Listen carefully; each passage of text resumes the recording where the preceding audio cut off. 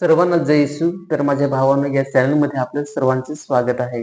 तर आज मी जे वचन सांगणार आहे, ते वचन इतकं भारी आहे ना, की आनंदाचे तुम्हाला अश्रू येतील असं हे वचन आहे.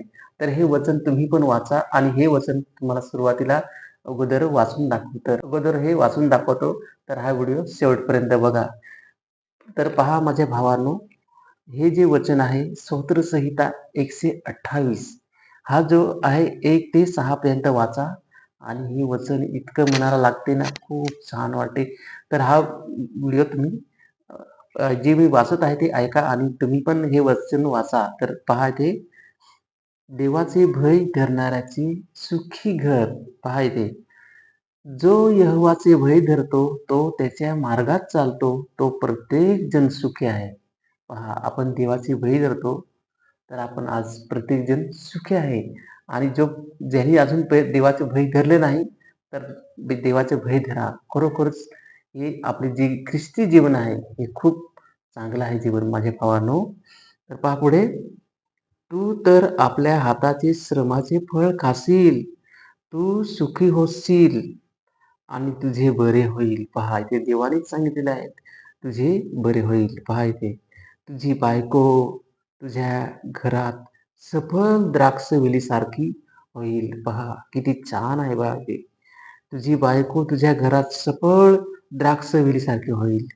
तुझी मुले जैतुनाच्या रोप्यासारखी तुझ्या मेजाभोवती होतील. पहा किती छान आहे वचन इथे. नंतर पुढे, पहा जो पुरुष यहोवाला भीतो तो तसाच आशीर्वादी होईल.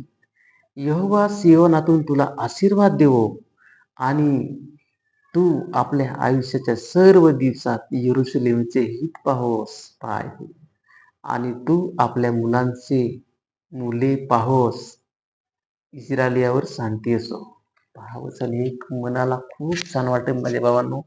तर आज जे जे विश्वासी आहेत, जे जे ज्याने ज्याने ख्रिस्त अंगीकारला आहे, ज्याच्या ज्याच्या बाप्तिस्मा झाला आहे, आपलं जीवन हे देवासाठी समर्पित केलेलं आहे, तो आज या जो देवाचे भय धरतो, तो आज खरोखर या जीवनामध्ये सुखी आहे. नाहीतर हा काळ शेवटचा आहे. या काळाच्या शेवटच्या दिवसात आनंदी राहणे हे खूप मुश्किल आहे. कारण की जगाच्या चिंता भयंकर आता वाढल्या आहेत. हे आज का तसं झालं, आज का हे असं झालं. पण जो देवाचे भय धरतो, तो प्रत्येक दिवस सुखी राहील, असं आपल्या परमेश्वराने सांगितले आहे.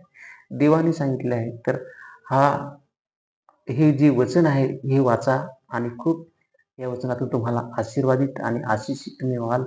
तर ह्या खूप वचन भारी आहे. तर पहा इथे 128 आणि 1 ते 6 हे वचन तुम्ही वाचा.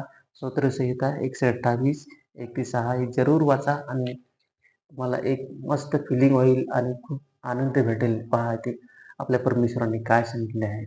तर आजचा हा व्हिडिओ मी इथेच थांबवतो आणि आपण भेटूया पुढच्या वचनासहित व्हिडिओमध्ये. तर सर्वांना जय येशू.